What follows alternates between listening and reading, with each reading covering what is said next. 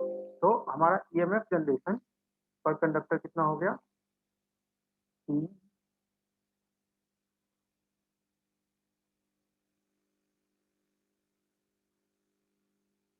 Five into N divided by 60। Now यदि इस machine में टोटल जेड कंडक्टर है और ए पैरेलल पाथ है, ठीक है, total Z conductor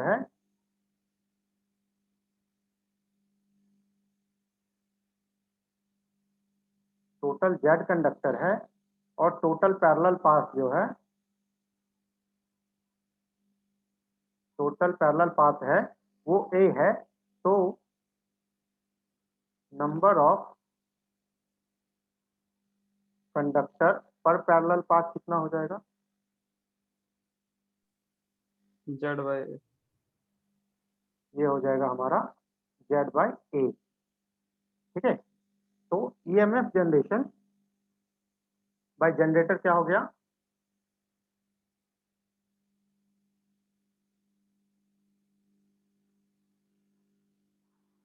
EMF generation by generator क्या हो गया, this Z by A, this Z by A into EMF generation पर conductor, that is E 5n by 60। तो ये हो गया हमारा ईएमएफ जनरेशन बाय जनरेटर। इसी को फिर से हम अरेंज करके भी लिख सकते हैं, T Z by 60 A into 5n। ठीक है, तो सेम चीज को हम लोग लिख सकते हैं, ए 5n, तो हम लोग के बी लिखते हैं। तो के बी को हम लोग कहते हैं बैक ईएमएफ कांस्टेंट,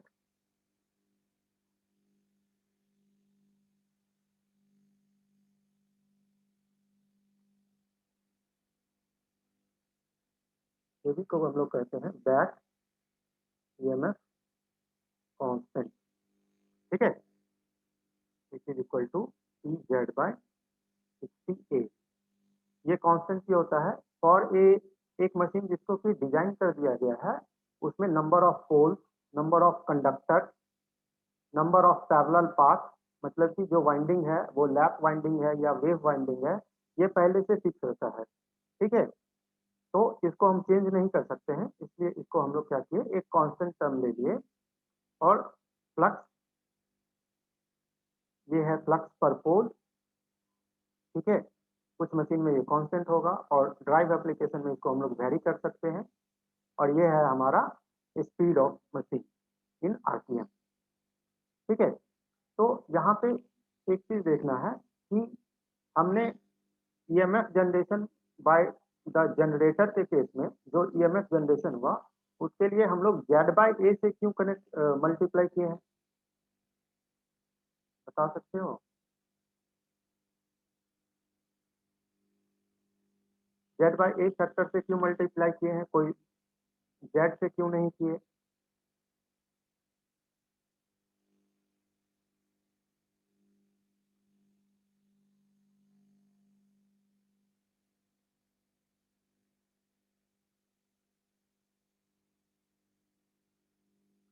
तो देखो, हमने अभी से जो वाइंडिंग डायग्राम डिस्कस किया था उसमें क्या लिए थे, यदि हमारा लैप वाइंडिंग है और टोटल 12 कंडक्टर हैं, तो हमारा क्या हुआ था,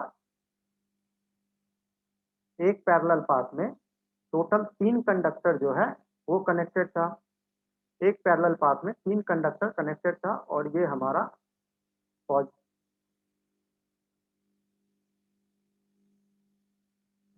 पॉजिटिव ब्रश से कनेक्टेड है और ये वाला हमारा नेगेटिव ब्रश से कनेक्टेड है। ठीक है, तो मशीन और इसी तरह का 12 कंडक्टर है तो 4 पैरेलल पाथ है।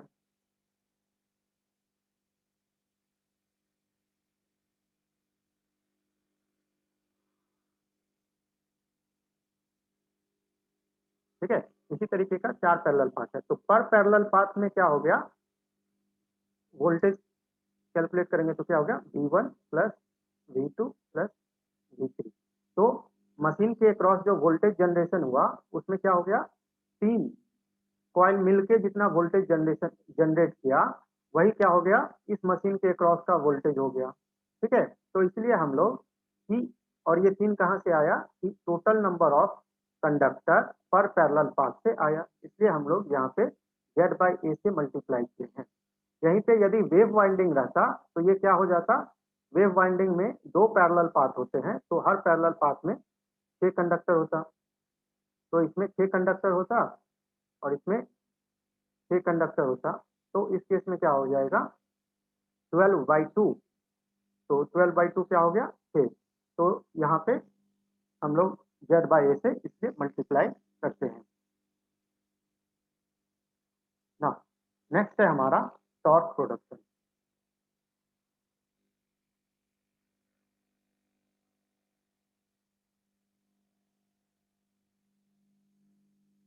टॉर्क प्रोडक्शन का फॉर्मूला ड्राइव करने के लिए क्या करेंगे, तो हमारा total power developed, total power developed क्या होता है, back EMF EB into IA। Machine में जो पावर डेवलप्ड हुआ इन केस ऑफ मोटर, ठीक है, या इन केस ऑफ जनरेटर, ये वाला जो पावर है एयर गैप पावर, ये हमेशा कांस्टेंट होता है। ठीक है, तो टोटल पावर डेवलप्ड हो गया ईबी इंटू IA। तो टॉर्क और which is same as TE electromagnetic torque into omega. Omega क्या है, इस मशीन का स्पीड है। ठीक है, इन रेडियन पर सेकेंड, ये ओमेगा जो है ये है हमारा रेडियन पर सेकेंड में इसका स्पीड है। तो यहाँ से इस दोनों इक्वेशन को इक्वेट करेंगे तो टॉर्क कितना आ गया EB into IA divided by omega. Now EB का फॉर्मूला अभी हम लोग डिराइव किए हैं, EB का फॉर्मूला कितना आ गया N/P/Z बाय 60A इंटू कितना हो गया IA by omega. Now N क्या है हमारा, मशीन का स्पीड है इन रिवॉल्यूशन पर मिनट, ये RPM में इसका स्पीड है और ये मशीन का स्पीड है रेडियन पर सेकेंड में। तो इन दोनों को कैसे इक्वेट कर सकते हैं बताओ।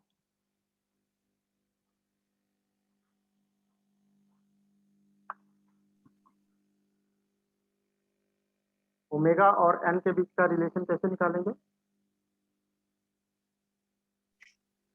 और ओमेगा को लिख देंगे 2πN/60 लिख देंगे।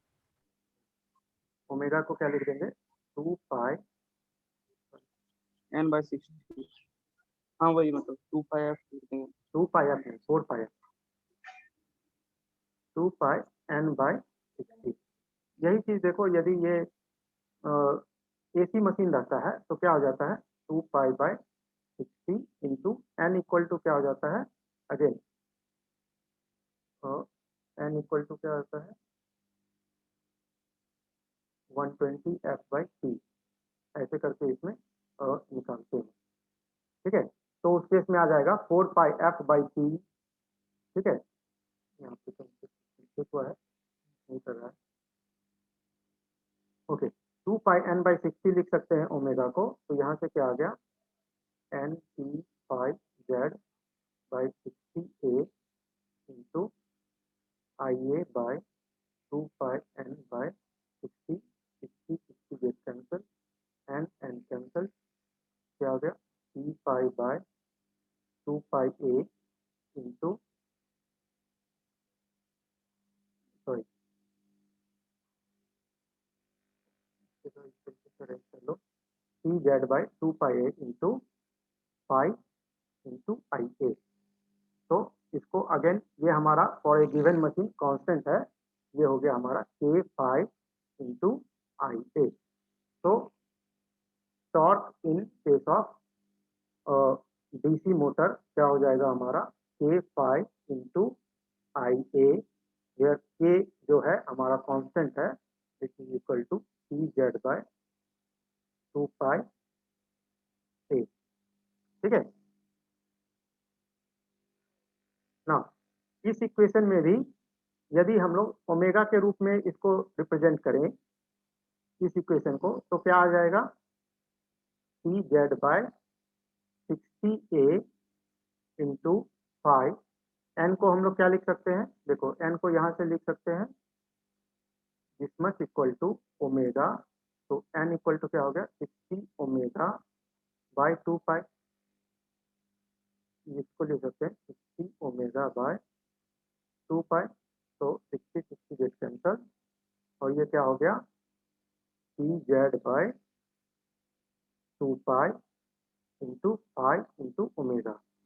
ठीक है, तो इस केस में देखो P Z by 2 pi A, P Z by 2 pi A क्या हो गया हमारा बैक ईएमएफ कांस्टेंट हो गया, और यहाँ पे भी है पी जेड बाई 2 पाई ए। तो टॉर्क इक्वेशन और ईएमएफ इक्वेशन में के केस में क्या होगा, जो हमारा कांस्टेंट है उसका वैल्यू सेम आता है। ठीक है, तो ये हो गया हमारा टॉर्क प्रोडक्शन केस का इक्वेशन। नाउ सेम ही इक्वेशन को हम लोग दूसरे तरीके से भी ड्राइव कर सकते हैं। तो हम लोग जानते हैं कि यदि हमारा कंडक्टर कांस्टेंट है, यदि हमारा सॉरी फील्ड कांस्टेंट है और कंडक्टर मूव कर रहा है, तो उस केस में जो हमारा ईएमएफ जनरेटेड होता है वो क्या होता है, वो होता है हमारा बी एल वी। ठीक है, बी एल वी। और जो हमारा टॉर्क होगा डीसी मोटर के केस में, ये जनरेटर के केस में जो है ईएमएफ जनरेशन कितना हुआ, और टॉर्क जो होगा प्रोड्यूस केस में कितना हो जाता है डी आई एल। ठीक है, ये जब हमारा कंडक्टर हमारा मूव करता है और फील्ड कांस्टेंट होता है उस केस में ईएमएफ जनरेशन का फॉर्मूला है, और उस केस में क्या है कि टॉर्क जो हमारा प्रोड्यूस होगा वो इस तरीके से होगा। तो इन दोनों फॉर्मूला को यूज करके भी हम लोग हाँ सर बी आई एल तो सर फोर्स होता है ना तो, sir, I L cross B करके तो फोर्स हाँ हाँ आता हाँ है। हाँ, तो इस फोर्स को फिर हम लोग टॉर्क इक्वल टू क्या हो जाता है फोर्स इंटू रेडियल डिस्टेंस। ठीक है, सॉरी मिस्टेक हो गया। तो टॉर्क इक्वल टू क्या होता है फोर्स इंटू रेडियल डिस्टेंस। ठीक है, तो हम लोग इस दोनों इक्वेशन का यूज करके भी ईएमएफ और टॉर्क का एक्सप्रेशन को फाइंड कर सकते हैं। ये तुम लोगों के लिए होमवर्क रहा, इसको करके देखना। ठीक है, तो ये हमारा कुछ बेसिक्स हो गया डीसी मोटर का और डीसी जनरेटर का। इसी में हम लोग डीसी मोटर के केस में एक और चीज देख लेते हैं, इंपॉर्टेंट है, वो है हमारा पावर फ्लो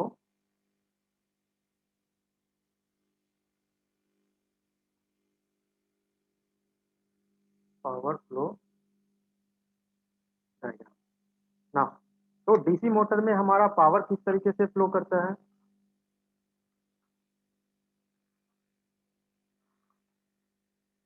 तो डीसी मोटर में हम लोग इलेक्ट्रिकल पावर इनपुट देते हैं।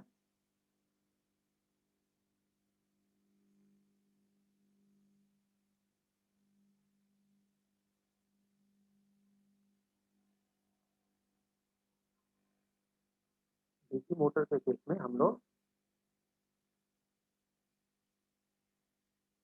इलेक्ट्रिकल पावर इनपुट देते हैं। फिर ये हमारा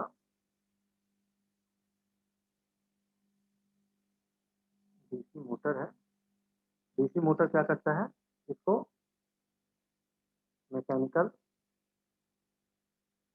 मैकेनिकल पावर में कन्वर्ट करता है।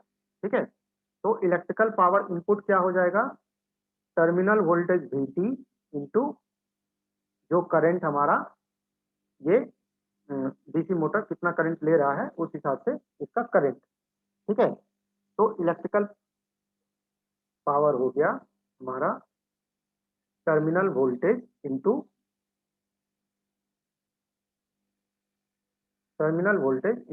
करंट। उसके बाद फिर ये पावर जब डीसी मोटर में देंगे तो यहाँ पे कुछ लॉसेज होगा। क्या लॉसेज होगा, पहला तो होगा IA स्क्वायर RA, जो कि आर्मेचर वाइंडिंग में कितना पावर लॉस हो रहा है। ठीक है, प्लस फील्ड वाइंडिंग में कितना पावर लॉस हो रहा है, तो हो जाएगा IF स्क्वायर RF। ठीक है, तो ये टोटल कॉपर लॉस जो है, ये टोटल कॉपर लॉस हो गया, प्लस आर्मेचर के कोर में यदि कुछ लॉस हो रहा है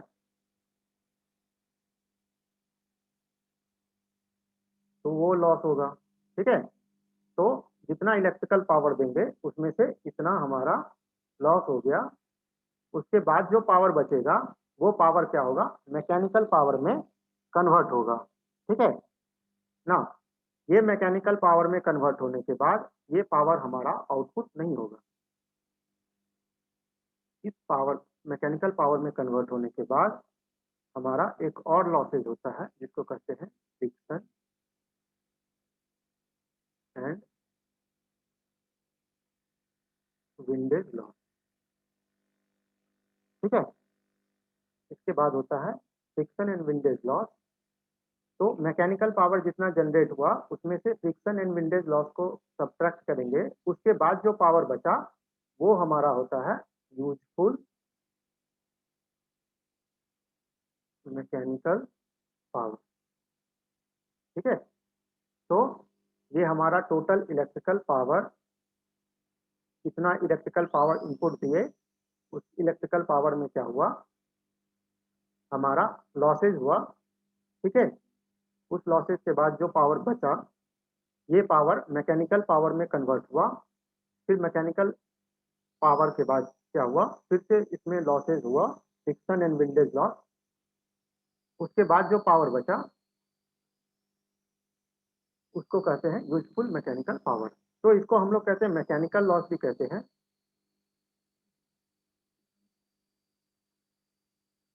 मैकेनिकल लॉस भी कहते हैं और इसको हम लोग कहते हैं total electrical loss.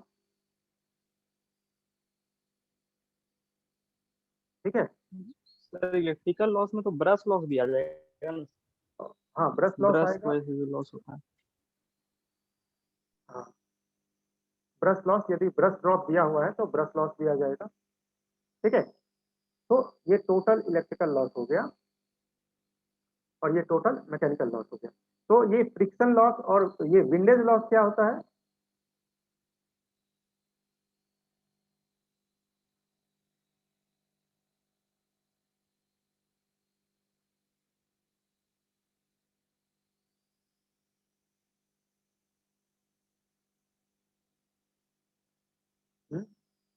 Friction loss तो चलो समझ में आया कि उसमें मूविंग पार्ट है, मूविंग पार्ट जब मूव करेगा तो उसमें फ्रिक्शनल लॉस होगा। विंडेज लॉस क्या होता है,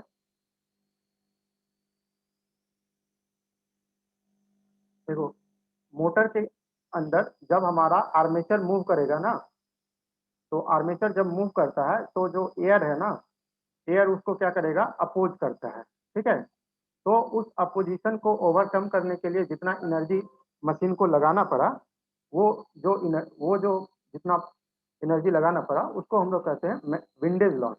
ठीक है, सेम चीज होता है, मान लो हम लोग भी जब पकड़ लो हम लोग साइकिल से जा रहे हैं, तो ठीक है साइकिल से यदि इस डायरेक्शन में जा रहे हैं, हवा इस डायरेक्शन से आ रहा है, तो क्या करेगा, हम लोग को जो साइकिल हम लोग चला रहे हैं तो हम लोग को एक्स्ट्रा पावर देना पड़ेगा just to overcome this.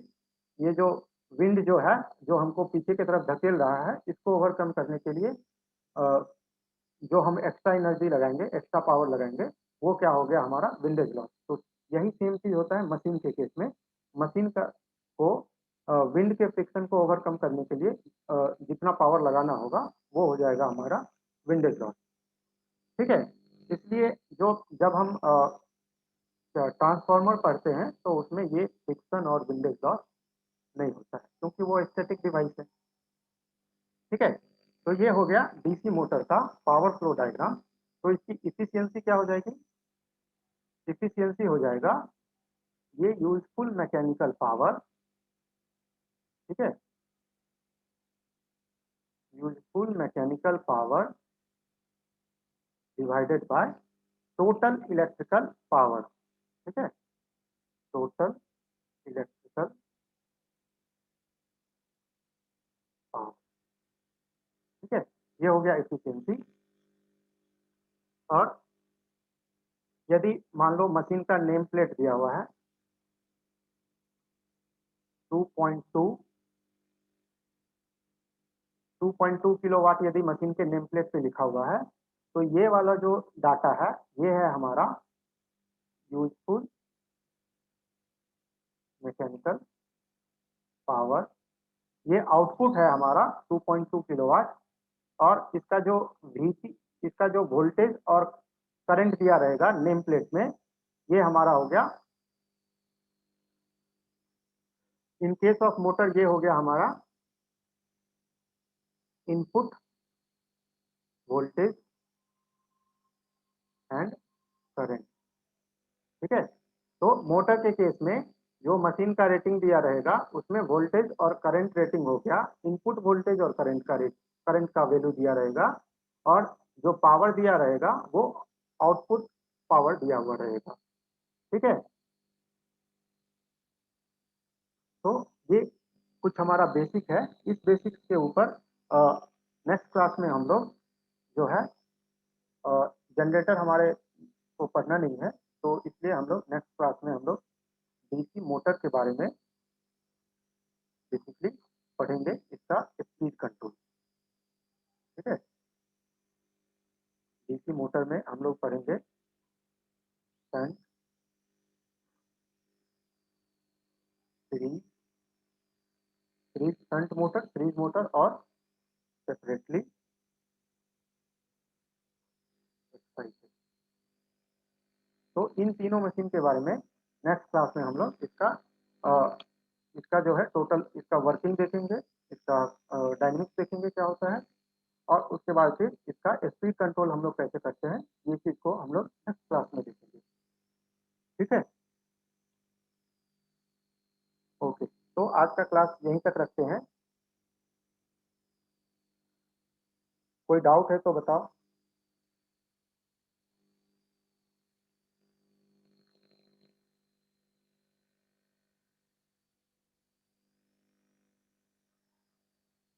Sir हाँ हेलो। हाँ हाँ वो जो सर आप बीच में सर वो जिस समय आप नंबर ऑफ पैरेलल पाथ वाला जो सर आप बता रहे थे, हाँ तो सर उसमें आप जो बात वो बोल रहे थे कि देर आर 3 कंडक्टर्स, लेकिन वो तो सर 3 कॉइल होगा ना, कंडक्टर तो सर 6 हो जाएगा ना उसमें, एक पैरेलल पाथ में, हाँ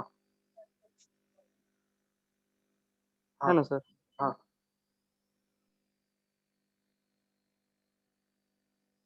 ठीक है ठीक है। ये तो है नहीं, मैं थोड़ा देख लेता हूँ। ठीक है,